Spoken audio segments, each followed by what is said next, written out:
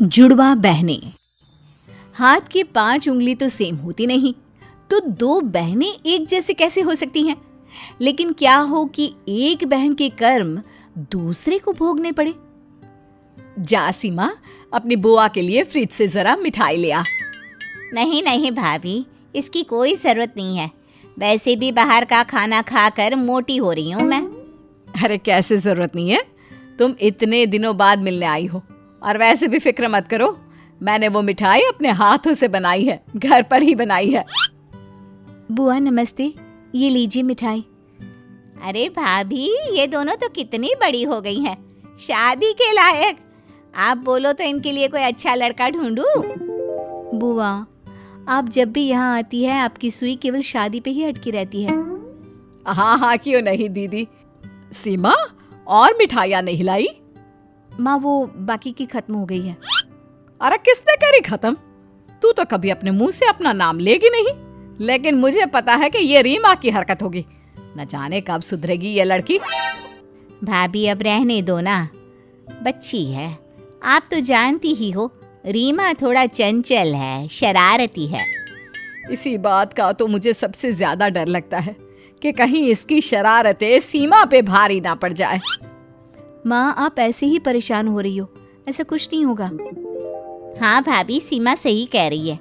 और वैसे भी समय के साथ सब बदल जाता है। अगले दिन सीमा और रीमा दोनों ही बगीचे में घूमने जाते हैं। फूलों के खिलने के बाद बगीचे कितने सुंदर लगते हैं ना। हाँ हाँ, क्यों नहीं, वो देखो कितना सुंदर लग रहा है, चलो उसे तोड़ते हैं।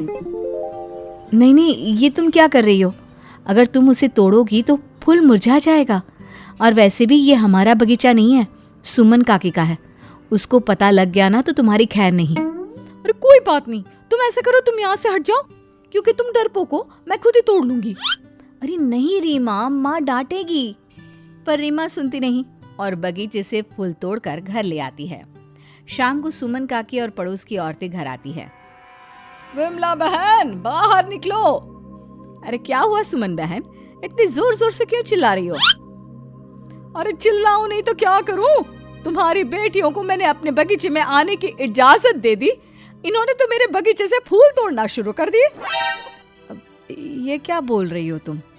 सीमा और रीमा दोनों घर से बाहर आती हैं। अगर मुझ पे यकीन नहीं है तो पूछो अपनी बेटियों से। गई थी ना सुबह वो मेरे बगीचे में घूमने।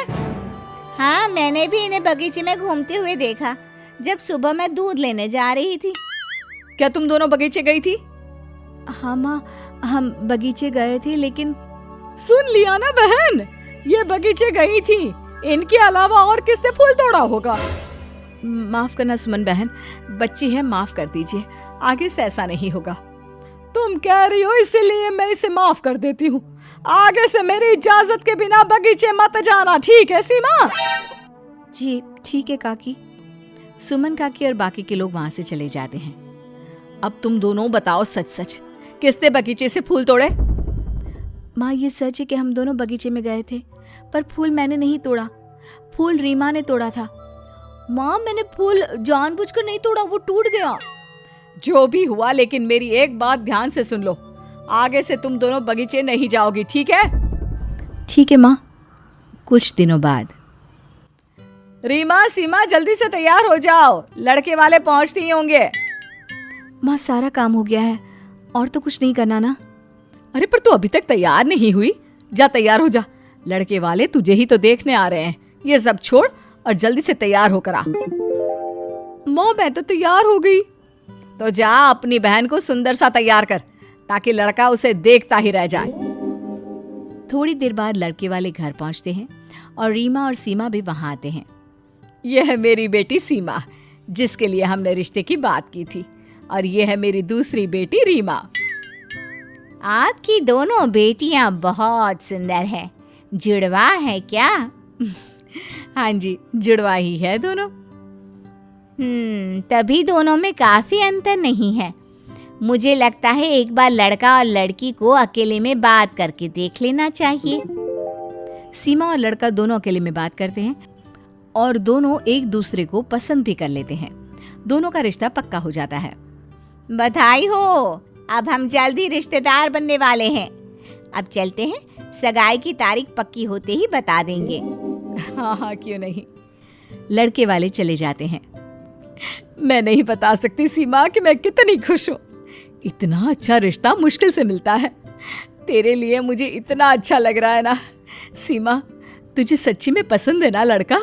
तो खुश तो है ना इस रिश्ते से? सीमा मुस्कुराती है। लेकिन मैं खुश नहीं हूँ। क्यों रीमा, क्या हुआ? माँ, उस लड़की की शादी सीमा से नहीं, मुझसे करवाओ ना। अरे ये क्या बोल रही है तू? तेरा दिमाग तो ठिकाने है?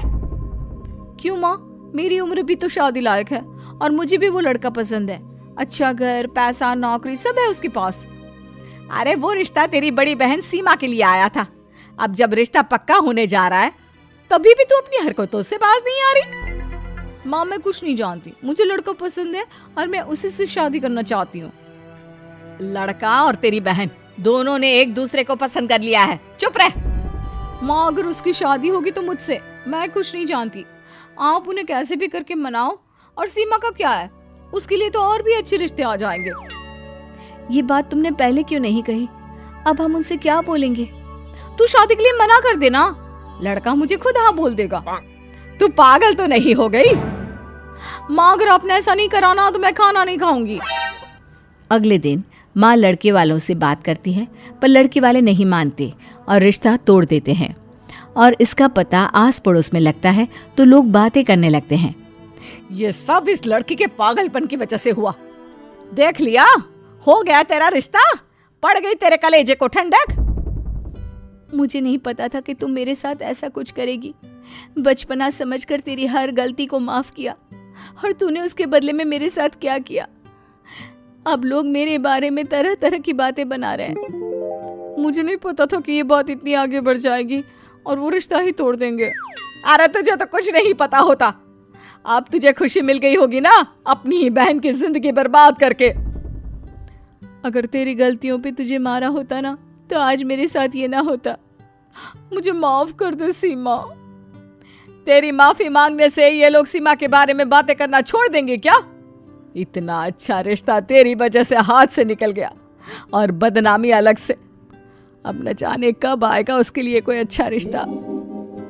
ऐसे ही रीमा को अपनी की हुई गलती का एहसास होता है और वो उसके लिए बहुत शर्मिंदा होती है।